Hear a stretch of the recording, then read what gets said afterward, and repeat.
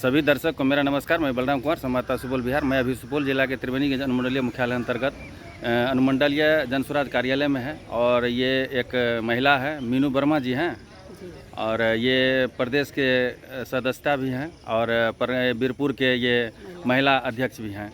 तो आइए इनसे जानते हैं और ये भावी उम्मीदवार भी हैं, सुनते हैं, मालूम चला है। और आइए इनसे जानते हैं कि इनका मुख्य उद्देश्य क्या है और ये क्या क्या तैयारी कर रही हैं, अभी क्षेत्र में जाके क्या क्या जनता से कह रही हैं, क्या बात कर रहे हैं और ये जनसुराज में क्यों जुड़ी है, इनसे जानते हैं। आपका शुभ नाम श्रीमती जी? मेरा नाम मीनू वर्मा उर्फ मीनू कुशवाहा। अच्छा, आप जनसुराज के प्रदेश सदस्य भी हैं? जी। और बीरपुर में आपको किस पद पे दिया गया है? महिला अध्यक्ष बीरपुर। अच्छा, महिला अध्यक्ष बीरपुर में। आप उम्मीदवार भी हैं? आप जी, उम्मीदवार, संभावित उम्मीदवार हूँ। संभावित उम्मीदवार भी हैं। तो आप ये जनसुराज में जो जुड़े हैं तो आपको कैसा महसूस कर रहे हैं, कैसा लग रहा है आपको ये जनसुराज में जुड़े हैं जो? देखिए, जनसुराज में जुड़ने के बाद मुझे ऐसा लग रहा है कि किसी पार्टी पॉलिटिक्स यहाँ नहीं हो रही। यहाँ बदलाव की बात होती है, लोगों को जागरूक होने की बात होती है, लोगों को बदहाली से कैसे निकाला जाए उसकी बात होती है, हम सब बेरोजगार को कैसे रोजगार मिले उसकी बात होती है। क्योंकि हमारे बिहार में अभी अगर पढ़ लिख भी लिए 2-4 अक्षर तो उनको भी दर दर भटकना पड़ रहा है नौकरियों की तलाश में, रोजगार की तलाश में। और बच्चे तो प्राइमरी स्कूल की तो व्यवस्था जिस तरह से ध्वस्त है, आप लोग भी देख रहे हैं, सभी उससे ग्रसित है। उसी सब को बदलने के लिए मैं जनसुराज में आई हूँ और चाहती हूँ कि मुझे भी मौका मिले और मैं भी इस कोसी क्षेत्र के निर्मली विधानसभा को कम से कम बदलाव ला सकूं। अभी के जो विधायक जी हैं 20 वर्षों से, उन्होंने जो बदहाल में इन सबों को धकेला है उससे मैं निकालना चाहती हूं और यही जनसुराज का प्लेटफॉर्म है जिसके माध्यम से मैं लगता है मुझे कि मैं निकाल सकती हूँ। अच्छा, आप जो क्षेत्र जाते हैं अभी और भविष्य का उम्मीदवार भी हैं आप, तो आप जनता के बीच क्या संदेश देते हैं और क्या मुख्य उद्देश्य रहता है आपके जनसुराज पार्टी का जो आप उसको कहते हैं और समझाते हैं?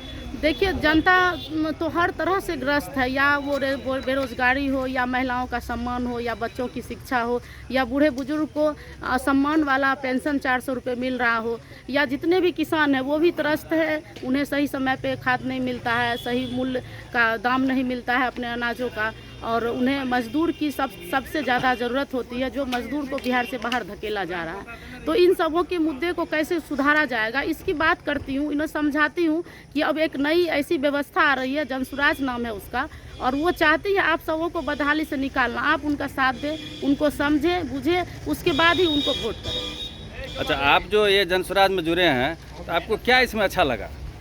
इसमें सबसे अच्छा लग रहा है कि महिलाओं को सम्मान मिलता है, महिलाओं को इस तरह से सम्मान के तहत जो काम कर रही हैं उन्हें वैसा पद से नवाजा जाता है, उन्हें अच्छे सम्मान से अपने बैठकों में या फिर सुविधा भी दी जाती है, और जितने भी कार्यकर्ता है सबों का सम्मान मिलता है, सबों को अच्छी तरीके से समझाया जाता है। हमारे ऊपर के जो नेता हैं वो अपने जूनियर को समझाते हैं, हम लोग उनसे नीचे को समझाते हैं, तो इस तरह से ये व्यवस्था बहुत अच्छा लगा मुझे। आप जो क्षेत्र में भ्रमण करती होंगी अभी, तो कहीं आपको कुछ कमी नज़र आया क्या किसी भी तरह का विकास में?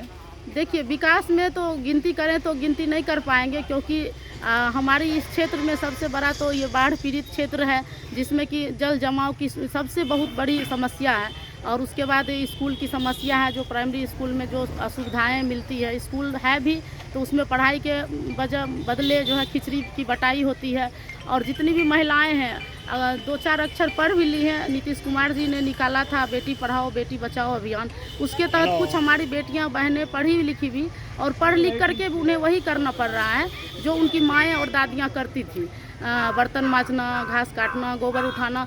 तो ये सब बहुत बड़ा अपमानजनक बात है जो हमारे माननीय सरकार अभी हम सब महिलाओं के साथ कर रहे हैं। और उसके बाद मैं देखती हूँ कि जाती हूँ, बूढ़े बुजुर्ग लोग जिनको आज 20, 25, 30, 35 सालों से 400 का पेंशन ही मिल रहा है, हर राज्य में उससे बढ़ गया पेंशन, लेकिन यहाँ क्यों नहीं बढ़ रहा है? हमारी सरकार बार बार एक ही बन रही है, लेकिन उन्हें और आगे बढ़ना चाहिए, लेकिन वो मुझे लगता है कि पीछे ही जाते जा रही है, क्योंकि हर राज्य में प्रगति हो रही है और हमारा राज्य जो है वहाँ है और उससे पीछे ही है।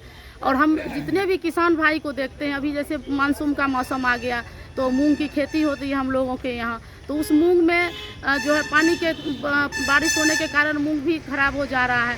उस तरह की कोई तकनीकी सुविधा नहीं है किसानों को जिससे कि वो अपना उपजावार बढ़ा सके, जल्दी से जल्दी अपनी खेती को शुरू कर सके। तो ये सब समस्याएं हैं, मेन मुद्दा की बात है। इसके पीछे तो बहुत सारी हैं जो हम महिलाएं खास करके उनको झेलना पड़ता है, कि महिलाओं को मान सम्मान का बात हो या उनको सुरक्षित रखने का बात हो। अपराधी बढ़ गए हैं, गोलीबारी ज़्यादा हो गई है, चाकू छुरी ज़्यादा हो रही है, चोरियां तो हर बाज़ार में लगभग 5 से 10 घर में हो ही जाते हैं।